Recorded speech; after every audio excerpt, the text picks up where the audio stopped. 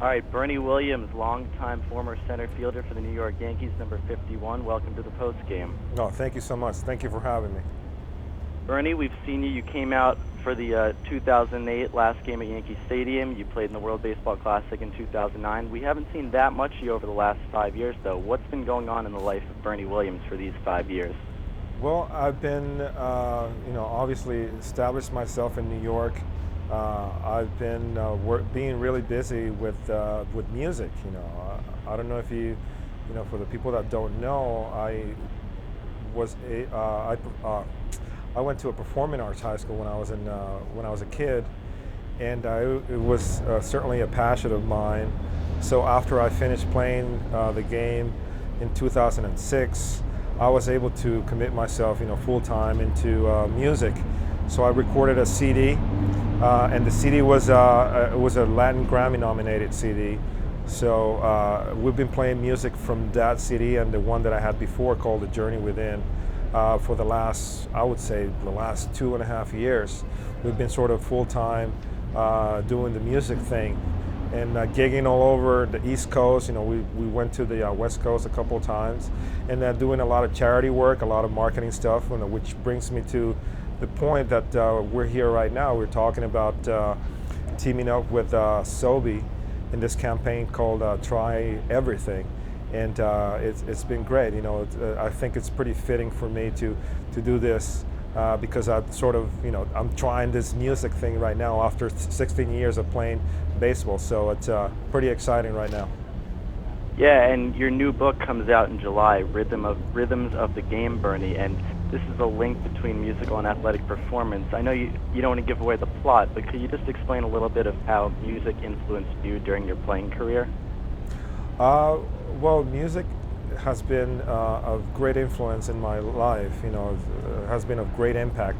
Even since I was a little kid, I was able to make sense of the world through music. I started at a very young age, and when I started picking up the guitar at 8 years old, I knew that my connection through life, in big part was going to be through music. The fact that I was gifted with physical ability, and the Lord was, kind enough to give me the gift of, being an athlete.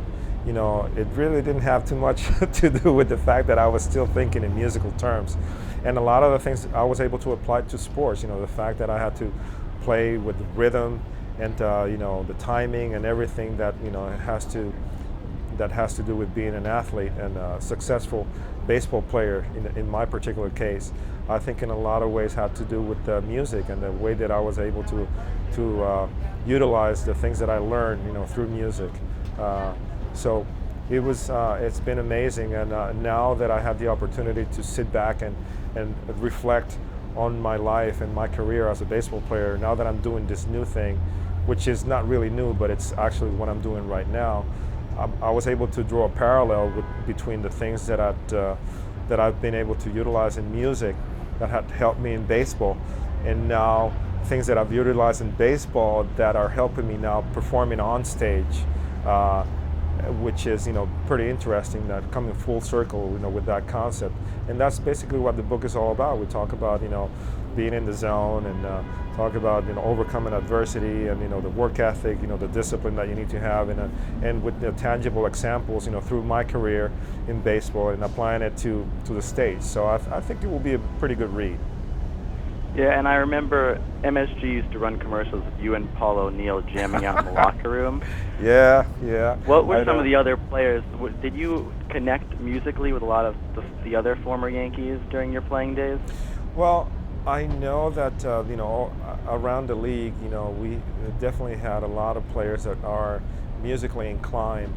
I don't think that there were too many that had the formal instruction or education that I had in high school, but I was able to relate to a lot of them.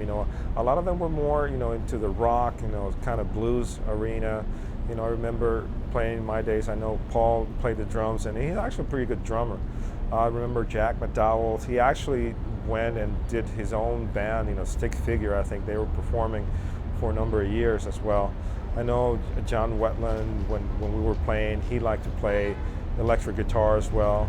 And I think David Wells can play a little guitar, and but he likes that rock too. So I think over my career I've been able to relate through music to some of my teammates as well.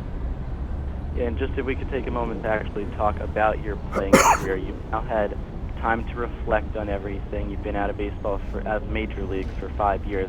What are some of the moments that still stand out in your mind? Uh, there's so many.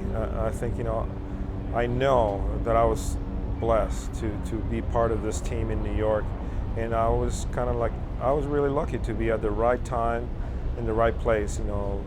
There's a lot of players that play the game for a number of years, 15, 20 years, and never had an opportunity to go to the postseason and play, when it counted, after the regular season. And I was fortunate enough to be in 6 World Series and win 4 of them. So that alone, is something remarkable that I have a lot of pride on talking about.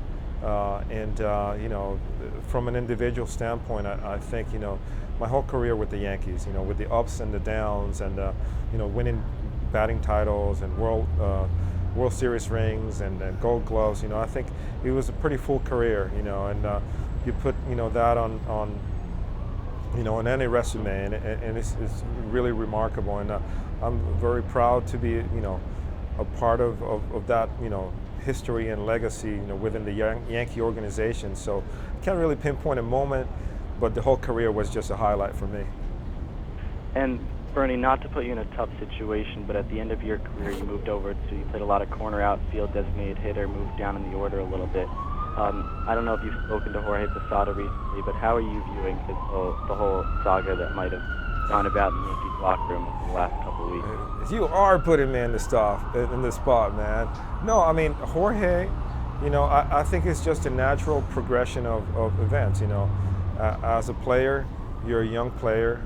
You play through your prime, and then you play through this part of the player's career in which you're kind of like the last one to sort of figure out that people are not thinking about you the same way that you're thinking about yourself. And I think from a player standpoint, that's the hardest thing to adapt to and to make the adjustment, because as players you try to get this mind over matter kind of thing, in which even if you don't really feel like like you're up to 100%, you kind of psych yourself into believing that you can, and most of the time you do, because you're able to overcome that mental and that physical limitation that you may have in one game or another. And I think you train yourself to think that you can do everything, and it's a very hard period to adjust, when you still think that you can do everything and you still have that confidence in yourself, but people around you don't have the same way of thinking. And I think it is a hard thing, and every player goes through it. And I think in Jorge's case, he just basically has to keep playing and keep proving to them, even more now than ever, that he can still produce. And I think it's very important for him to basically just take this attitude of what have you done for me lately, and then basically every day think of himself as a rookie, and just basically go back to scratch and say, every day I have to prove to these people that I can play, so I'm just going to do that.